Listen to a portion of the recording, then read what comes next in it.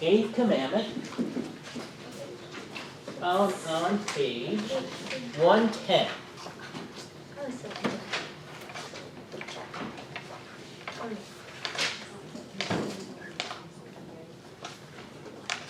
What is the 8th commandment? You shall not give false testimony against your neighbor. Okay, Annie, why don't you invite everybody else to say it with you this next time? What is the 8th commandment?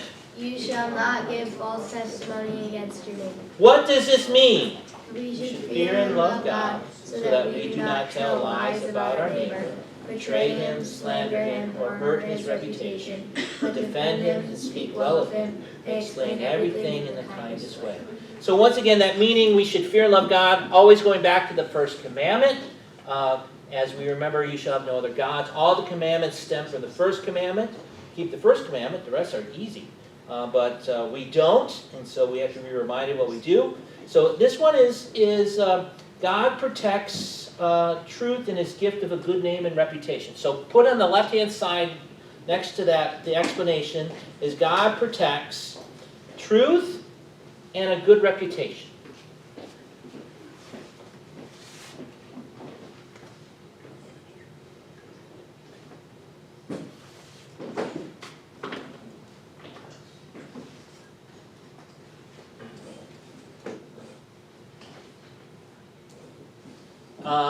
The central thought there, God commands us to speak truthfully and charitably about our neighbors so that others views them in the best possible light. I want you to take about 4 minutes, if that, talk about the question there. What are some ways by which a person's reputation is damaged in our society? Then I want you to look up Mark 14 and read those verses and see how Jesus defended and praises the woman who had anointed him. So go. Now, this one should be pretty easy because we're just coming out of an election cycle about hurting one's reputation and things like that. So, but what are some ways that you can do that? So you do that, or how it's done, I should say. Not that you do it, but how it's done.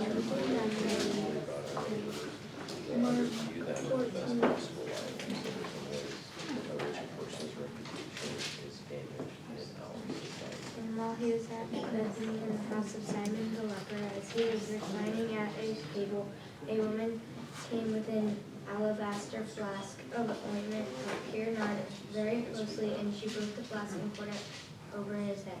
There were some who said to themselves indignantly, "Why was the ointment wasted like that? For this ointment could have been sold for more than 300 denarii and given to the poor," as they scolded her. But Jesus said, "Leave her alone.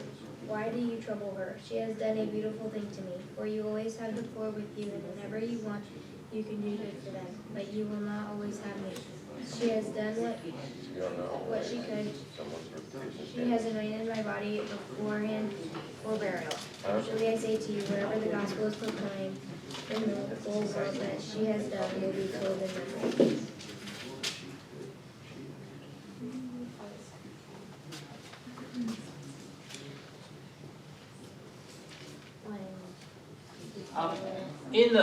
In the Bible reading, a denarii is a day's wage. So just keep that in mind, a day's wage. How many did she? How much did they say it was worth? How many? 300. 300, so almost a year's wages. Just keep that in mind.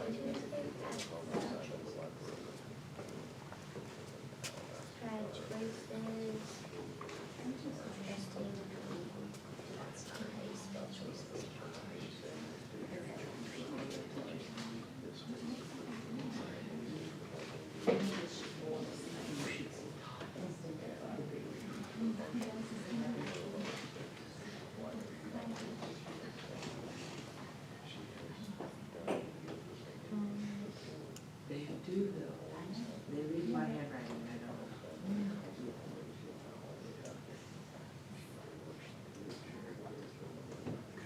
How a person's reputation is damaged in our society.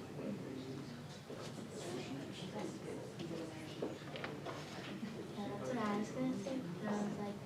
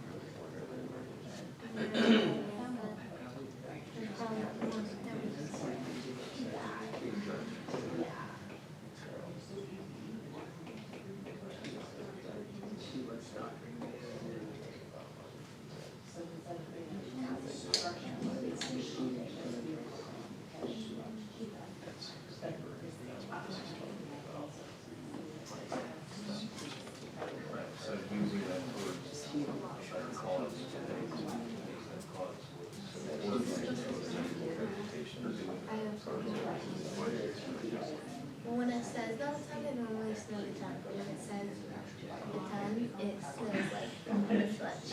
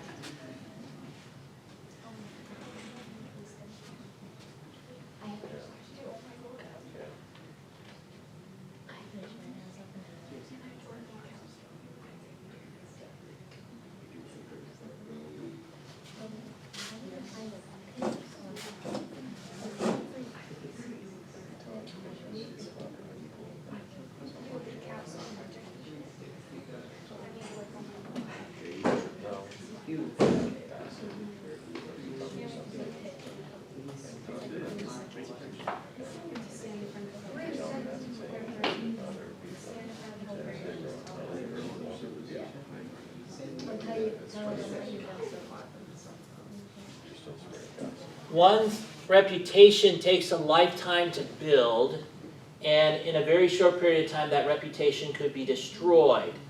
Whether it was true or not, it's very easy to do that. And I see that most often when we're in our election process, and how they will make accusations, whether they're true or not, against their opponents, and try to do that. Now, as Christians, we go, wait a minute, that's, we're not called to do that.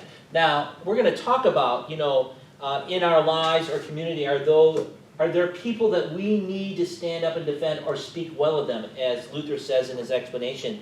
And of course, the answer is yes, as we go through that. So, question number 83, why is a good reputation important? Well, good name, good reputation is important, that each of us may enjoy the trust and respect of others. That's huge. So if you say, I, as Scott Zexer, going to promise to do blah, blah, blah, blah, blah, my word has to be, I have to have a good reputation to do that. If anybody else says, oh, he'll never do that, he'll never make that happen, then that reputation is destroyed, and many times it's hard to rebuild that reputation. Now, here in the explanation part, question number 84, how do we fear and love God? And remember, we're all going back to the first commandment, in keeping the 8th commandment. Will we fear and love God by not speaking about others in ways that harm them? Hurtful or harmful speech includes A, telling lies about our neighbors in everyday life or in a court of law. So out and out just lies, just bad-mouthing them, just whatever that is. Mrs. Rabel. I would say that telling the truth when it's not helpful is also That's coming next. awesome. That comes next because there are teenagers times. sometimes Yes. have that trick. Sometimes yes. And adults, not Well, just teenagers. and I'll tell you now, and really I'll summarize all this, what my mom used to say as a kid, and you probably know this, and I'm going to say it the way she said it to me because this is the way I remember it. If you ain't got nothing good to say, don't say anything at all. And then I always add, then find something good to say. Whether it's true or not, sometimes, while something might be true, out and out lies are wrong. Number 2, betraying our neighbors by making public their private faults or secrets. While that might be true, but that doesn't give us the right to blab that to everybody. That sometimes you got to keep your mouth shut to protect our neighbor's faults. And secrets. There are times and places when we need to keep our mouths shut and doing that. And there's some of the Bible passages there that I'll let you read later. See, slandering our neighbor by rushing to judgment, complaining about them, or spreading rumors. That's we've got to be very careful with that. Sometimes people do strange things, and you better find out why they do their strange things. That might not help us understand that. I am sorry. This is just very much on my heart Yes. this week. I am sorry. I do think that there is a confusion, though, like a legitimate confusion about when you are supposed to keep your mouth shut especially in the teenage years, and when you are helping and who you talk to. Yes, Like, it seems like it's really easy to pick the wrong way both times. correct. And So- in this day and age, a lot of times the wrong way is blabbing it on whatever, Facebook, Twitter, or whatever that is, not thinking, oh, I mean, this is probably the biggest culprit of people breaking the 8th commandment that I've seen in my whole life. And thinking, why just put anything on there and it doesn't really matter? No, that's not true. And you have to be very careful. Now, Mrs. Raywall has a point here. Adults can help more than you think you can. Because the teenage, just to let you know, the teenage brain, which most of you have in this class, when does it mature? About what age in one's life? About 25 to 27 years old. So what happens is that your brain is learning to make these connections. Your synapses are firing, and they're trying to make all these connections of what's right and what's wrong, especially in the front part of your brain, scientifically, and trying to figure that out. And so sometimes we do things when we're immature, because we haven't learned it, we just make wrong choices. We make, we do wrong things. I'll use the example. Playing baseball. If the ball is hit to the third baseman, where normally should he throw the ball to get the guy out? First base. But what if your brain tells you, no, I'm going to throw it to second base? Are you going to get the guy out at first base? No. What does the coach then do? You should throw the ball to first base. And we're going to learn how to do that. That's a whole process of growing up. And parents, we have to help our children to understand that. And that's why we have the classes we do. We talk about that. And what happens is, especially in this is huge, people will say things without thinking. Think before you speak. Think before you speak. And I'm amazed at how much younger I have to do that with kids now. I had to talk to a 4th grader. Before you do something, think about it. Now, this 4th grader is trying to really process that. And it's very hard for some 4th graders to do that. But there are some who get it. So it is possible. So we have to be very careful with that. So we got to think before that. And parents, you need to help with that. Because sometimes you just got to keep your mouth shut. And just listen. And don't respond. You can wait 24 hours, no problem, before you respond back. And things like that. So we always want to, quickly, oh, they said this, I'm going to say something in return. And that's, it's not helpful. It doesn't help. It just escalates everything. And in dealing with that. So we got to be very careful with that. And you're like, oh, so-and-so, blah, blah, blah, blah, blah. You better find out for sure that's true. And even if it is true, then you only talk to that person and not everybody else. Not everybody else. In dealing with that. And then on the other hand, like I said, if you ain't got nothing good to say, don't say anything at all. But also find something good to say, which leads us to the bottom of page 111. We fear and love God by speaking constructively about others. This includes defending our neighbors when others speak badly of them. So sometimes you got to stand up and say, nope, don't say that. We're not saying that. We're going to keep our mouth shut about that so we can find out what's going on. We also, maybe we have to say, draw attention to our neighbor's good qualities and deeds. That's the whole, find something good to say. And that. Many times we often will blurt out things because they might do things a little different than us. I can't help it if some people are Notre Dame fans. And they just make bad choices. I just can't help that. I can convert them all I want, but it's not going to happen. Not gonna happen. Not going to happen. So that doesn't mean I go around and say, well, he's a Notre Dame fan. What do you expect? Well, that's true. No, just kidding. But that's what that is. In trying to say, wait a minute, they are different. That's okay. God made us all different. We're all God's children. And we all do different things for different reasons. And so we have to be very careful in how we respond to what's going on. And we want to build up instead of tear down.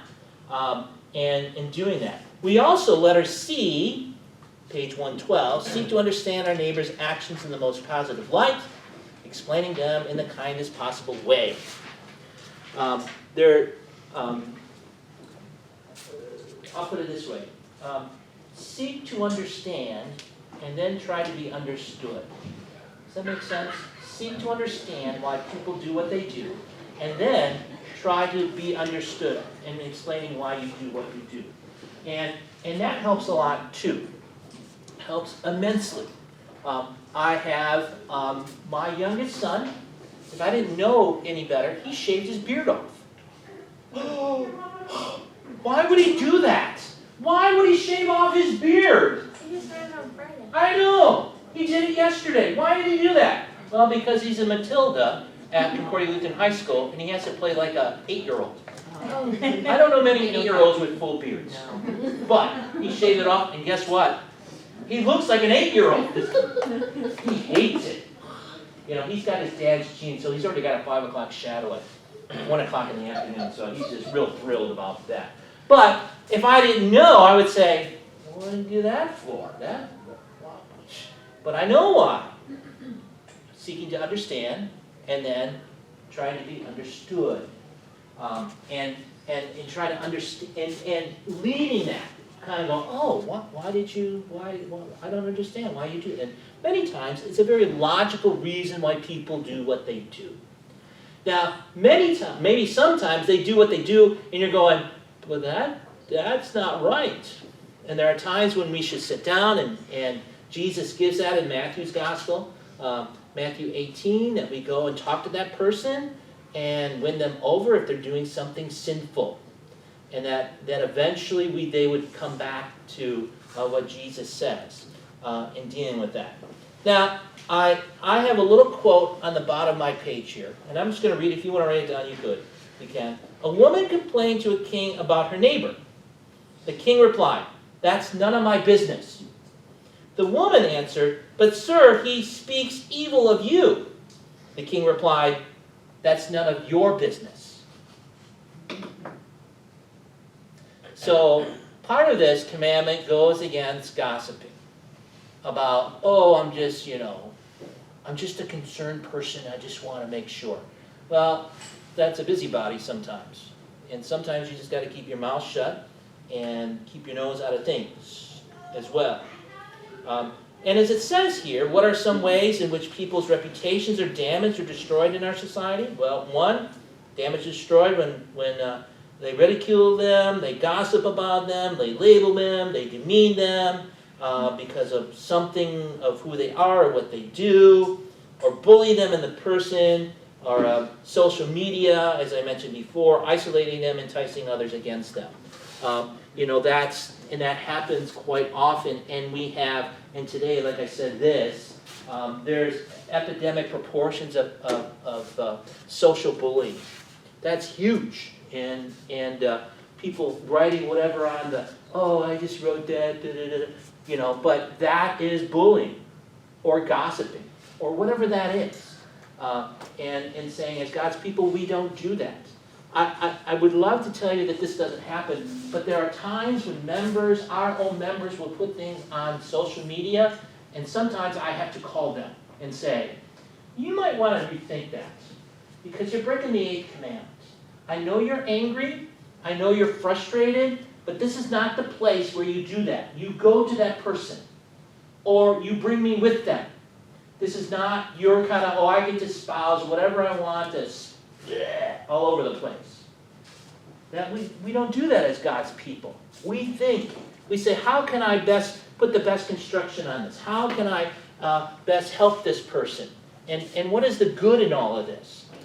In dealing with that. So we have to be very careful with that and doing that. Now, the Bible tells us to speak the truth in love. I mean, that's Ephesians 4:15. Paul says that. What does that mean? What we want it to mean is I can say whatever I want, whenever I want, to anybody I want. That's what we want to say.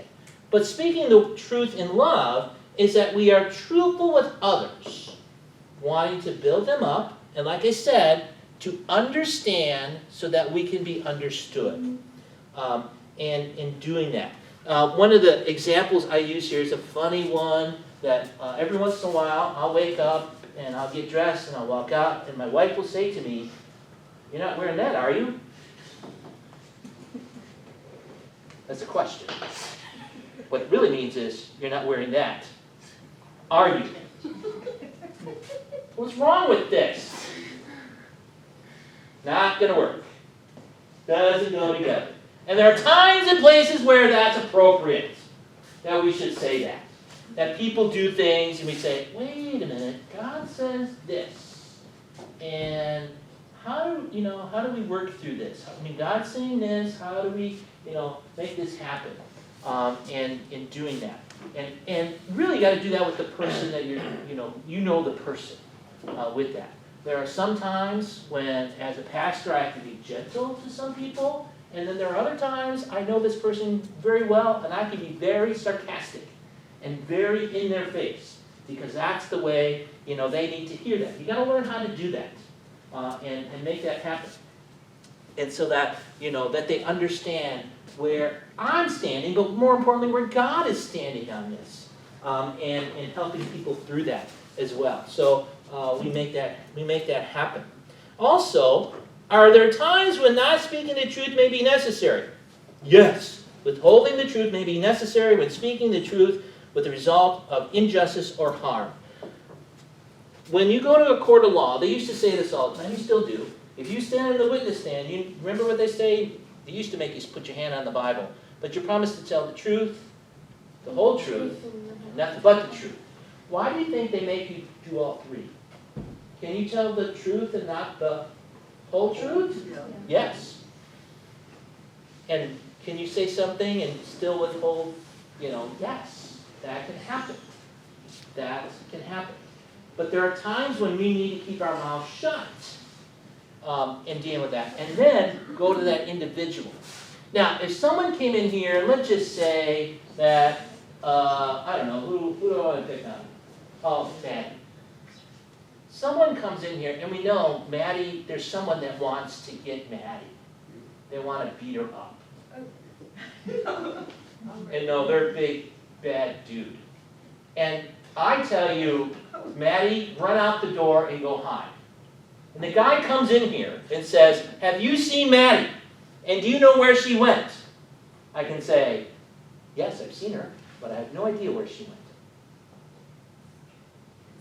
Is that okay? Yes. When someone wants to harm somebody else, there are times and places where you go, I really don't know where that person went. I don't know what that person did. And then I go find that person and say, what did you do that this person is like really angry at you? What did you do? And things like that. So there are times and places where that happens. But with your parents, if they ask you the truth, guess what? What should you always tell your parents, Ava? The truth. No matter how bad you think it is, tell your parents. No matter what. They're there. They love you. And believe it or not, they've probably been there. Now, might they get angry? Maybe. But they'll always love you. Always. Always love you. And all that goes along with that. So there are certain people you should always be truthful to. Parents, pastors, teachers, so that you can trust. And they're not there to harm you or to hurt you, but they're there to defend you. So this whole thing, this 8th commandment, and obviously it was a problem. If it wasn't a problem, God would have not added it to the top 10. But this is a big, in saying reputation is important. Not only our own reputation, but the reputation of others. And, speaking the truth in love means sometimes we don't say anything. Or we go talk to that person. We're quick to listen, slow to speak. Always want to understand and then be understood as well. So, any questions on that? Yes? I guess I would just make a point that I see this a lot. Kids run around with other kids. Some kids in that same group are talking negatively of someone else. Right. And you should stand up for that person. You should stand up for that person. Exactly. Do the right thing. Do the right thing. There are times and places where we and sometimes we will have to take the ridicule of the person that we're defending, but that's the right thing to do. It's always the right thing to do. I think the most recent commercial that I saw is the Dr. Pepper commercial. You gotta watch football games, where the guy brings the sugar-free Dr. Pepper, and then one guy comes up and says, "Who do you think you are, blah, blah, blah." He goes, "Just try it. Just try it." And his girlfriend's trying to defend the guy. You know, the funny is, "Oh, this is the best thing, it's sugar-free, blah, blah, blah, blah." You know, kind of those silly things. But there are times when we need to defend others around us who might be different than us, who might talk differently or act differently, or whatever the case may be. We have to realize that that is a child of God. That's not an object, that's a child of God, and we have to defend that person and help others to do that as well. I'm a firm believer that those who mock and put others down they see themselves as very small. You know, when others defend others, they have great respect not only for themselves but for others as well. So that's kind of what's going on. So good comment with that. All right, let's turn to page 115, 9th and 10th commandments. What is the 9th commandment? You Shall not covet your neighbor's house. What does this mean? We should fear and love God so that we do not seem to get our neighbor's inheritance or house or get it in a way which only appears right, but help and be of service to him in keeping it. What is the 10th commandment? You shall not covet your neighbor's wife or his manservant or maidservant, his ox or donkey, or anything that belongs to your neighbor. What does this mean? We should fear and love God so that we do not entice or force away our neighbor's wife, workers, or animals, or turn them against him, but urge them to stay and do their duty.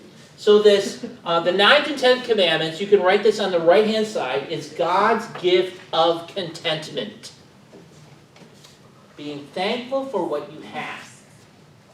I like to say, and being thankful for what you don't have.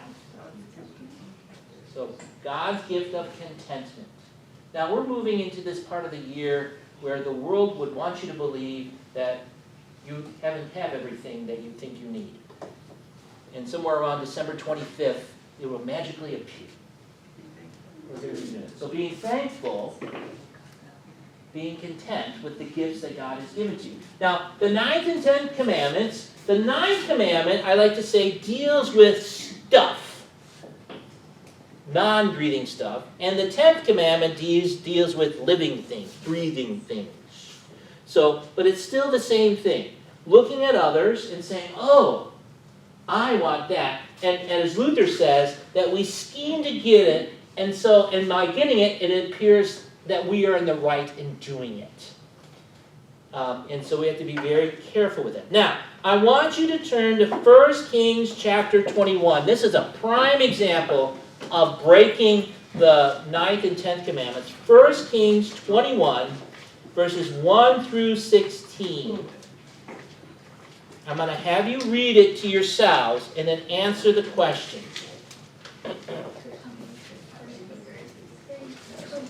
Old sinful Ahab and his wife Jezebel. Ahab wants something that is his, and what does he do to get it? So read 1 Kings 21, verses 1 through 16.